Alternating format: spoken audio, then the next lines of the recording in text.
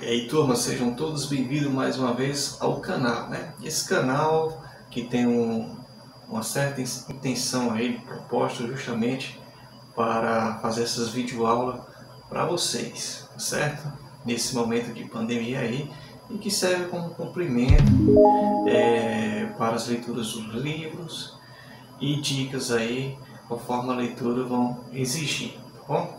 Bom, conforme a videoaula de ontem, a gente pegou sobre a China, né? Já que o tema é sobre as revoluções socialistas, em que envolve a China e a Cuba. No final desse vídeo, então, a gente vai dizer por que a China e a Cuba têm a ver com esse capítulo.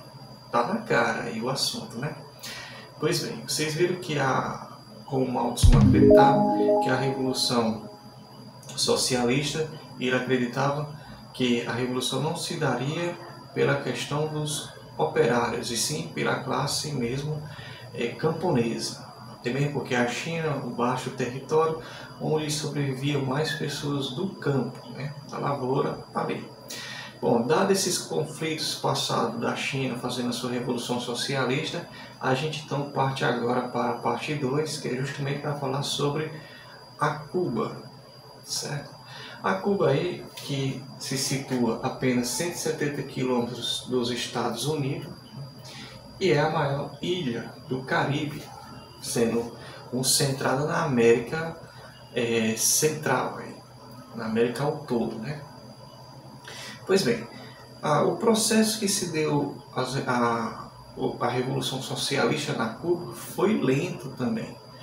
Apesar que desde o começo do século XX, a Cuba foi sempre liderada por ditadores, com o intuito de ficar protegido e dar cobertura a empresas que fazer esses movimentos todos empresariais voltados aí aos Estados Unidos.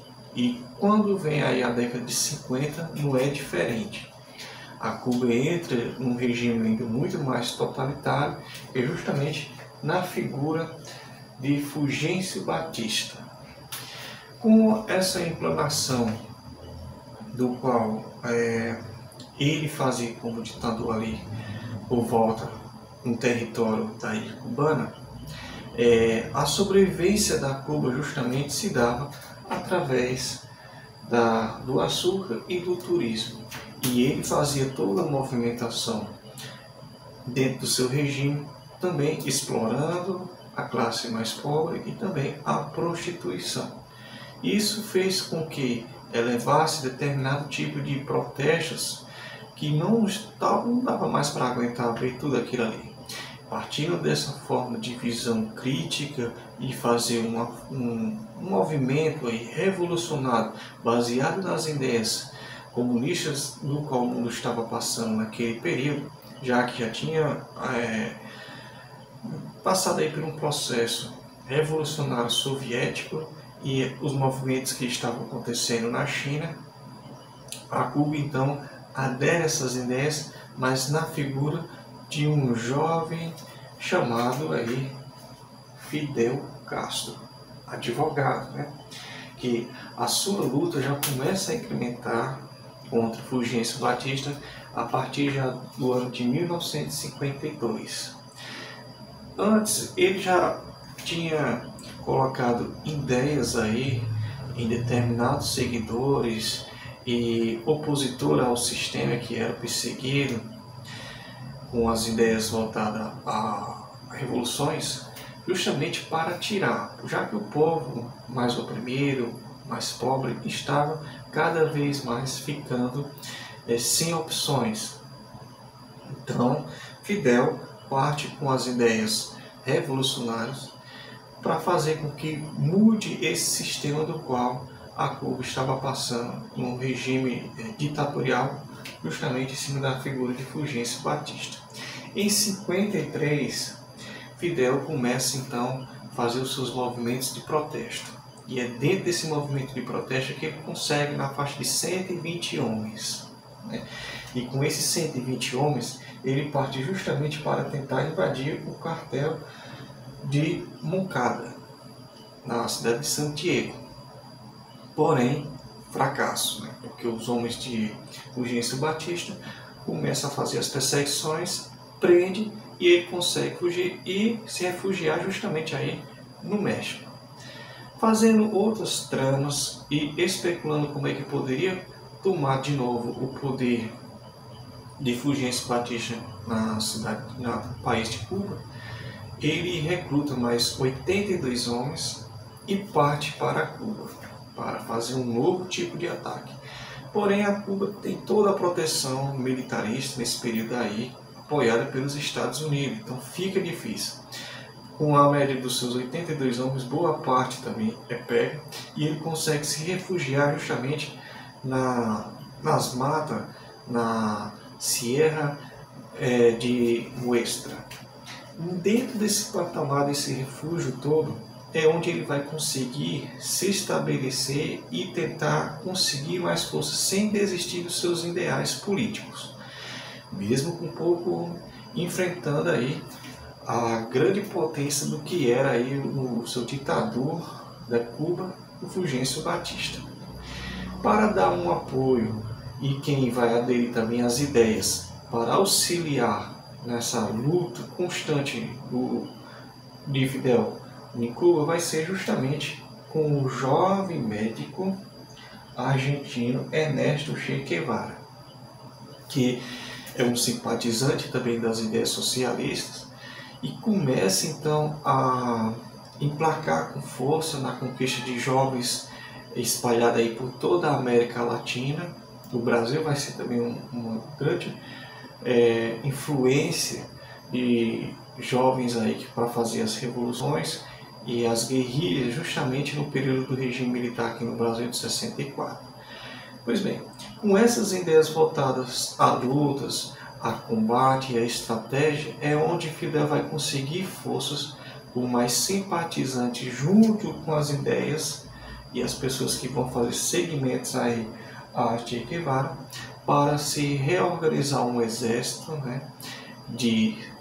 um exército social e guerrilheiros para justamente implantar com força e tirar de vez aí do poder o ditador Fulgêncio Batista, que já estava ali desde 1952.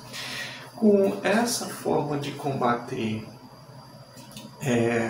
o militarismo aí da força que estava sendo opressora dentro do país de Cuba, é onde Fidel vai tomar toda a estratégia com os homens mais ampliados e, claro, as ideias de Fulgêncio já não estão dando mais de conta e os próprios seguidores começam a se revoltar de Fulgêncio e as ideias do qual Fidel, com os barbudos que começa a ser chamado, que é o Fidel Castro, o próprio Ernesto Che Guevara e Camilo Cienfuegos, é onde eles vão emplacar com mais força, com mais estratégia para conseguir armas aí, porque na primeira invasão que eles tentam fazer justamente no cartel de Moncada é para suprir as armas de lá, porque eles não têm as armas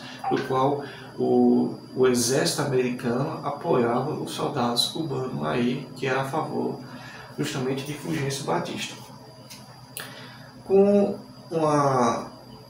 um apoio necessário, olha aí, um apoio necessário justamente da União Soviética, que é um rival dos Estados Unidos, que estão emplacados aí no mundo bipolarizado da Guerra Fria, é onde a União Soviética vai se apoiar também nas ideias do qual o socialismo aproximado de Fidel é o socialismo de Lenin, que dá todo o apoio do que foi a Revolução Russa em 1917.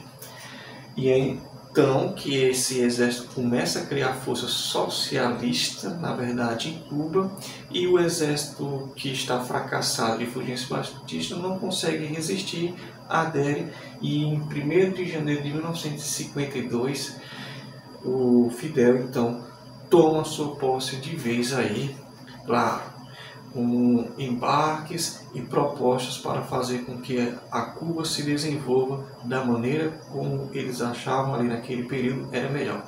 Vamos ver então um trechinho da sua palestra, da sua forma de posse e um pouquinho da proposta da ideologia do qual ele acreditava naquele período aí, o que era melhor para Cuba.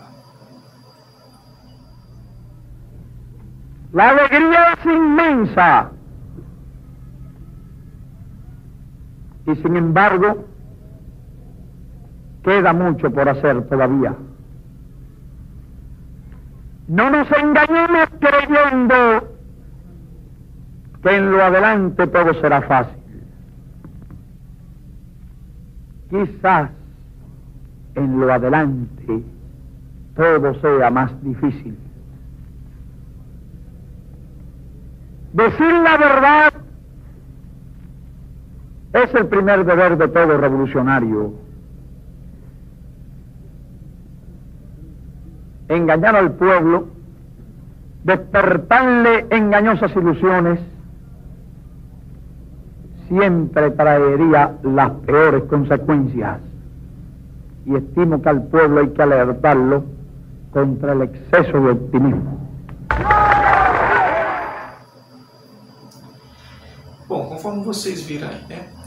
Outro tipo de proposta mais adequada do qual vai dar seguimento vai ser justamente aí o que a população cubana vai querer. E vejam, né? Tomou algumas medidas populares, ainda mais para conquistar a confiança do povo, tais como reforma agrária com distribuição de terras para 2.000 familiares, redução de 50% dos aluguéis residenciais no preço dos medicamentos e nas tarifas telefônicas e de eletricidade, e nacionalização de bancos e empresas consideradas estratégicas, refinarias de petróleo, companhias de eletricidade, etc., muitas delas estadunidenses. Onde vai aí a Cuba começar a se estabelecer financeiramente, economicamente também, dentro do final da década de 50 para dar início aos anos 60. Então veja que o processo da Revolução Cubana não foi do dia para a noite. Teve os anos que foi se seguindo, com lutas, derrotas, retrocessos, opiniões, reformulações, guerras, guerrilhas, e aí até chegar o que a Cuba queria no papel estratégico do qual Fidel traçou quando conseguiu assumir aí de vez a Cuba. Em 1961, quando a Cuba começa a aderir às ideias e o povo começa a acreditar ainda mais na figura de Fidel, Fidel passa os bancos estratégicos, a questão econômica, para Ernesto Che Guevara, mas segundo fontes e documentos, né, e relatos, o Che Guevara não tinha essa dominação estratégica de financiar economicamente os bancos do qual Fidel tinha dado a ele. Por muitas vezes Che faliu aí boa parte dos bancos do qual Fidel deu para ele. Mas passando adiante nessas questões, quem não vai gostar das ideias do qual a Cuba começa a ser emplacada por Fidel, justamente em 1961, vai ser os Estados Unidos. Os Estados Unidos não gostam porque ele vê que as ideias do qual Fidel começa a dizer é justamente que a Revolução Cubana foi uma revolução socialista. E como os Estados Unidos está combatendo o avanço do comunismo e do socialismo na América Latina, justamente porque ia contra aí o avanço soviético, né? Conforme a gente já viu aí na Guerra Fria. Então os Estados Unidos não aprova isso e começa a quebrar os laços, né? E justamente em 1961 a relação entre os Estados Unidos com a Cuba só piora. Em 1962 bloqueio com a Cuba. Por que esse bloqueio? Esse bloqueio ele veio justamente porque quando os Estados Unidos descobrem de fato que a União Soviética deu todo o apoio e que os laços começam a ficar mais estreitos, amigáveis com a Cuba e a União Soviética, porque a Revolução Socialista cubana é muito aproximada com os ideais sociais do qual a União Soviética queria, né? A Cuba então doa uma boa parte do seu terreno aí para que a Rússia consiga fazer uma base de instalação de armas nucleares. Os Estados Unidos então vê como uma ameaça isso aí e